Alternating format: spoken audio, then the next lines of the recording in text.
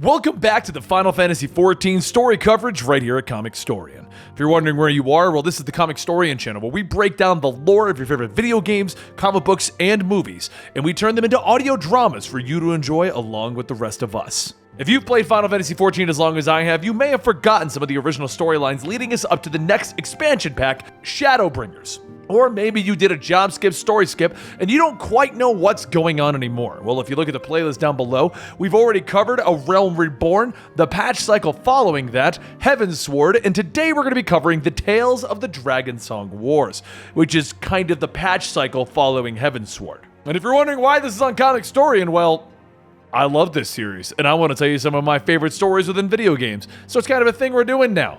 Anyway, let's pick up where we left off. The war between Ishgard and Dravania had seemingly ended, for now. Sir Emmerich acted as a ruler for the city of Ishgard, and he decides that the only way for lasting peace is to open up diplomatic talks with their enemy. However, Ishgard has become split into two ways of thinking. With the truth of the origins of their ancient war, half the population sides with Sir Emmerich, while the rest, secretly supported by the remains of the church, seek to once again return to the old ways. Wishing to begin the discussion of peace, Sir Emmerich sends the Warrior of Light to commune with Raisvelga. The Warrior of Light comes in contact with Raisvelga's daughter, Vidofnir, who works alongside them to aid the Dravanians. Doing this causes Raisvelga to decree that his people are able to choose for themselves if they will find peace with the Ishgardians.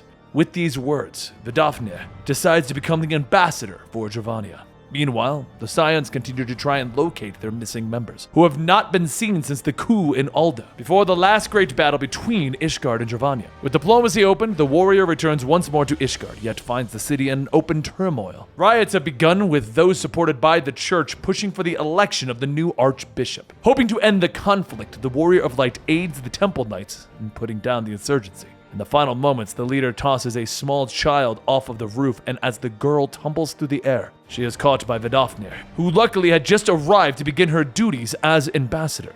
The sight of the dragon, once their sworn enemy, saving a young child of Ishgard, is enough for people to start believing in hope for peace between these two warring nations. With the talks of diplomacy finally beginning, the Warrior of Light can start focusing on working with the other Scions in order to find their missing leader, Minfilia. What happens is the warrior discovers that Minfilia has become the voice of the mother and acts as an avatar of sorts for Hydaelyn, who has grown weak over time. Hydaelyn, acting through Minfilia, tells the warrior of the war between the light and the dark. When Hydaelyn cast out the dark god Zodiark, she split existence into 13 reflections and locked Zodiark and the moon. However, the Ascians plan to resurrect the dark god and have shattered 7 of the mirrored universes. With every reflection that is shattered, Hydaelyn grows weaker, while Zodiark grows stronger and closer to resurrection. With the last of her power fading, Hydaelyn commands the warrior to fight against the Ascians and stop Zodiark's rise. With these words, Minfilia falls, shattered, stunned, and saddened. The Warrior of Light has no choice but to return and give the bad news to his comrades. Meanwhile, despite some issues with the people, Sir Emmerich still pushes for peace between Ishgard and the Dravanians. But Vidofnir, still acting as ambassador, also believes that the endless history of blood and violence must end. And with this in mind, she accepts Sir Emmerich's proposal, and peace seems to finally be at hand. Yet the meeting is halted as Nidhogg arrives, declaring that he will once again assault Ishgard, and this time the city and its people will be destroyed. Knowing of Nidhogg's impending attack, the Warrior of Light once again seeks the aid of Raisvelga. Because of Lady Iceheart's sacrifice, Raisvelga finally agrees to stand alongside the people of Ishgard in their defense against Nidhogg and his horde. In the final battle, the Warrior of Light uses a combination of Hydaelyn's blessing and Raisvelga's eye to defeat Nidhogg once and for all, and with the mighty worm defeated, the horde scatters, bringing cheers of victory from the Ishgardians. Quickly, the party pulls Nidhogg's eye free of Astidian's armor, freeing him from the ancient dragon's power. And now finally free, and his people once again safe, Astidian quietly slips away from his history of war and violence, hoping to live the rest of his life in peace. With the war finally ended, and a new era of peace between Ishgard and Dravania having begun, Sir Emmerich decides to establish a House of Commons and a House of Lords to rule over Ishgard, beginning the first parliament democracy within the city. He steps down as temporary ruler of the city as the Dragonsong Wars have finally come to an end. Yet his role in leading didn't end, and he was quickly elected to the title of chairman of the new parliament.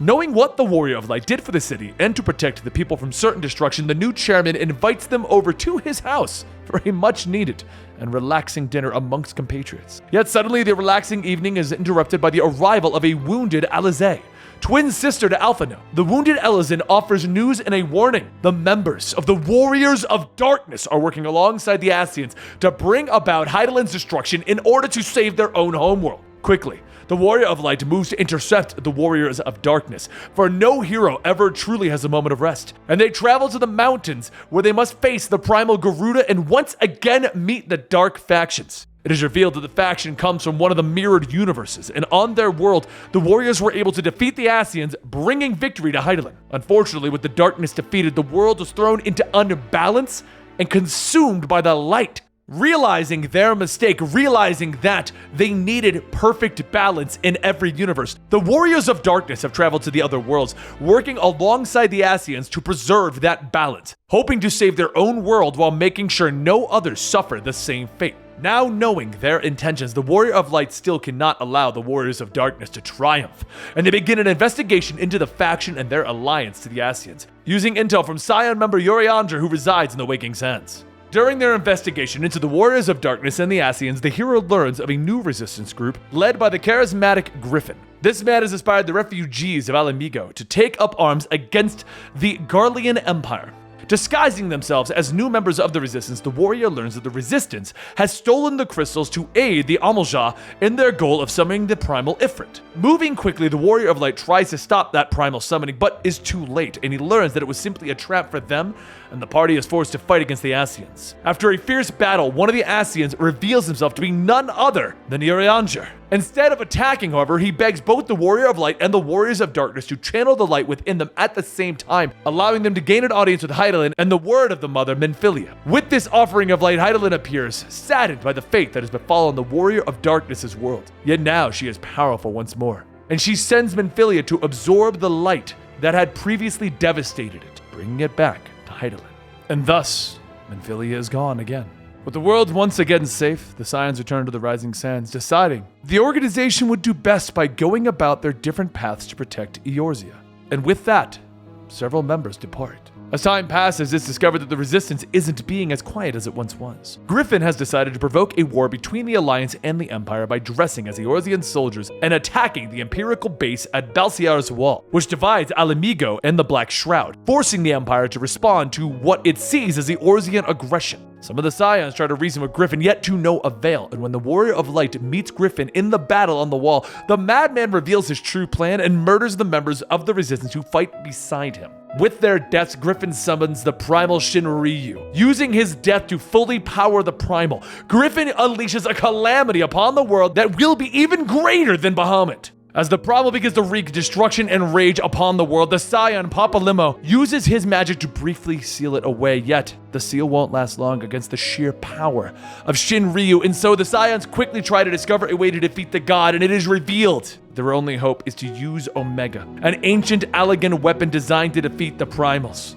As the Primals begin to escape, even with the loss of Papalimo, the Scions engage it with the ancient weapon, and it seems that both are destroyed in the battle. With the threat eliminated, the Scions and the Alliance forces wait on the newly taken Balsiar's Wall. For if history has taught the world anything, it is that the Garlean forces won't take long to offer their counterattack. And that concludes the patch cycle up to Stormblood in Final Fantasy XIV. Now, for those of you who may be joining us for the first time, my goal is to start bringing you a weekly video game recap, allowing you to catch up on those just like we do with weekly comic books here. And I wanted to start with one of my favorite games, even if it does have a smaller fan base than maybe some of the larger franchises. Overall, I hope you guys enjoyed this, and if I butchered any of the pronunciations, I do apologize for that. This game is so difficult to find the pronunciations on some of the characters, simply due to the fact that not everything is voiced over. Either way, I do apologize if I offended anyone. If you subscribe to the channel, we'll be bringing you more Final Fantasy XIV next week, and following that, we're going to be kicking off the Assassin's Creed series and God of War, so I hope you guys are looking forward to that. Either way, follow me on Twitter at Comicstorian and Instagram at Comicstorian, and I will see you next time right here.